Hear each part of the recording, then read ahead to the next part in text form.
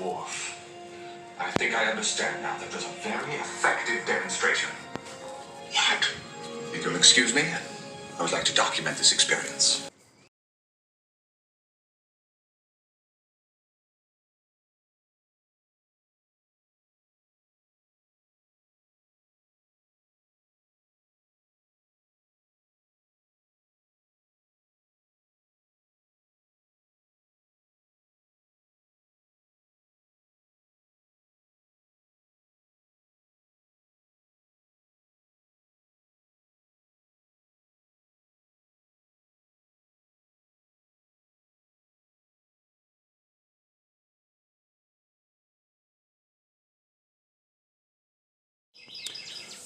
I know it's hard to see, but there's a pretty substantial dent that runs from here all the way through there.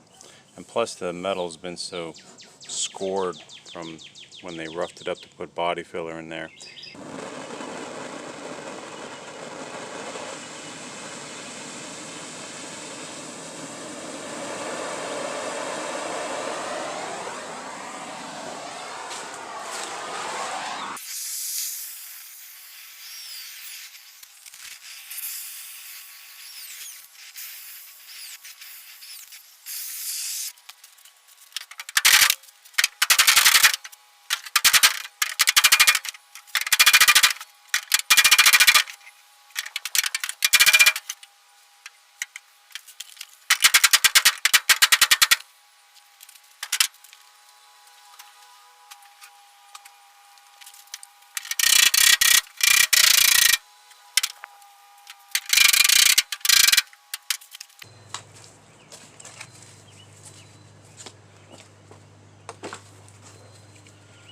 I'm going to start off with some 60 grit, and then I'll work my way down and try to knock off the high spots from where the hammer blows were. Overall, it popped out a lot. Hey! Who are you talking to? My 3 followers. I like the twirly whirly look. Oh yeah? It's fun. It's just mud. I know, but it's kind of fun looking. Anyways, I'm trying to fix this mess. I know, I've been hearing you banging out here.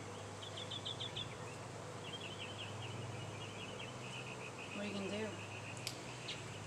Well, first attempt I'm going to try to knock the dent out, sand it flat again and see if it's acceptable. And if it's not, I'll just cut the whole corner off and just replace the metal. Rework it. And then I was thinking about cutting this one off too, right here. Yeah. And then just that one's much worse. Making a whole nother one. The back corner's much worse. Yeah.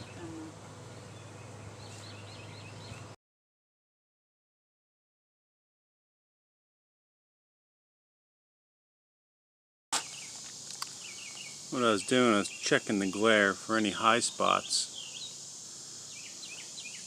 or low spots. Overall, it's not too shabby. It's not perfect, but it's way better than it was. So this is the worst part of the truck, is the back driver's corner. You can see where there's a nasty gouge in there. Some body work. And they also put steel 1/4 bolts in there, which have been corroding the aluminum for who knows how long. So that thing's really ugly. So what I'm going to do is, rather than cutting it and then fixing just the bottom half, it's only like another 20 rivets to take the whole thing off. So I'm going to just take this whole corner off, and then I'm going to hot work that aluminum and try to work the dents and gouges out. And also probably make a patch for where the bump stop goes and then reinstall it. So that's the plan.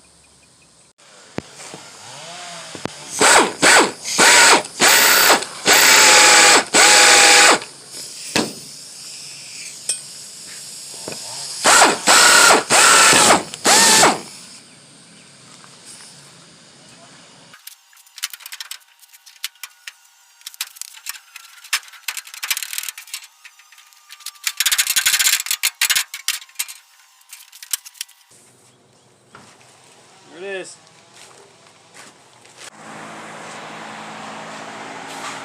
So that's what it looks like. Straight edge, so you can see the difference here. That's a big dent and a big gap. Plus, all that scratches from some kind of grinding disc that they prep the area with before they put Bondo on it. So we're going to try to blend all that out and then work out some of these other dents.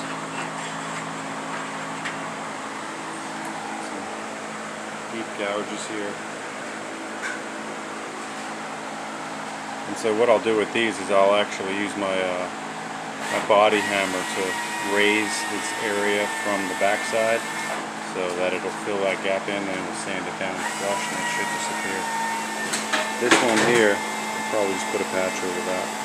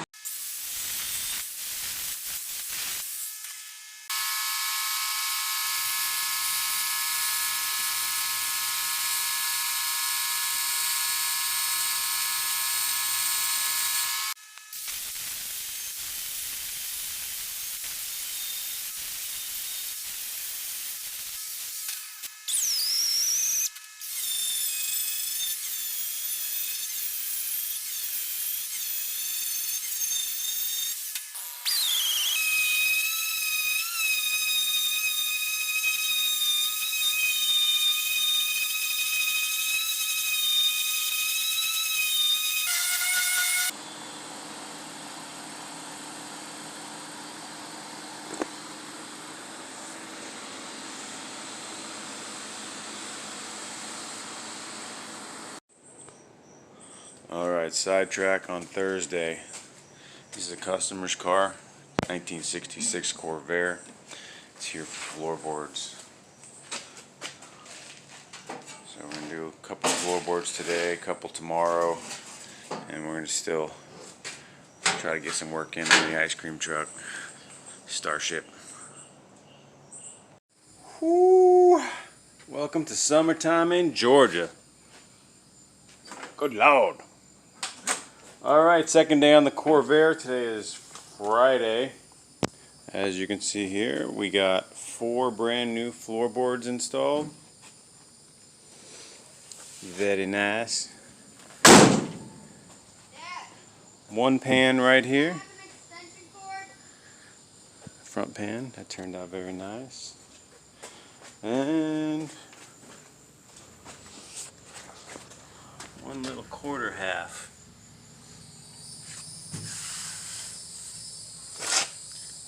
Beautiful. Little wrap around there. Alright, tomorrow I got one more little quarter half and some rottenness on the bottom of the passenger door. And then the Corvair is going out of the shop. Good to see that gone and see some Benjamins in the shop. That'd be good. It is Sunday. I wanted to put a little addition just to clarify and close out the end of the week, the progress that I made. I got a second wind last night, Saturday night, so I came into the shop and I coated the floor of the Corvair and the underside, just where I did the floorboards. I went ahead and finished up that other quarter half. Turned out very nice and smooth. So really there's only one more piece of the Corvair that I got to finish up in the morning, and then that will be finished.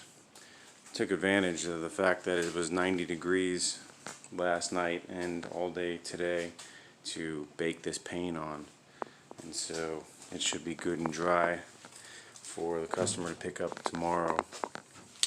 For those of you who do or want to do floorboards or need to do floorboards, let me get my big fat finger out of the way. I'll tell you what I do is when I fit these in, I leave about half of an inch of the original material, and I stitch it in about a ½ inch stitch every inch or so, and then I follow it up with this sealant all the way around the perimeter on the inside and on the outside, the underside.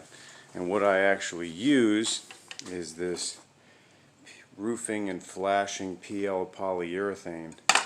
Stuff is super strong. They use it for windshields. I've even seen guys build motors with it, but I really like it, and that's the way I do floorboards because it's quicker, it's cheaper, it's equally as effective, and that's the way I roll. So some guys want to weld the entire perimeter of the boards, and have at it, but this works good. It'll last a long time, and I'm not concerned about it at all. Turned out really nice. And it's cheaper for my customer, so he'll be happy as well. So Starship, on that little quarter that I was working on, you can see here I've been sanding on it. This is where that big crack was. There's some gouges over here and some holes, stuff like that. Most of that's gone. You can kind of see in the glare there's still little low spots here and there, and that just needs more sanding. And honestly, a belt sander would probably be the best way to go, so I might pick one of those up. I don't have one. And that is the Starship update for this week. Thanks for watching, and I appreciate both of you subscribers. Love you, Grandma.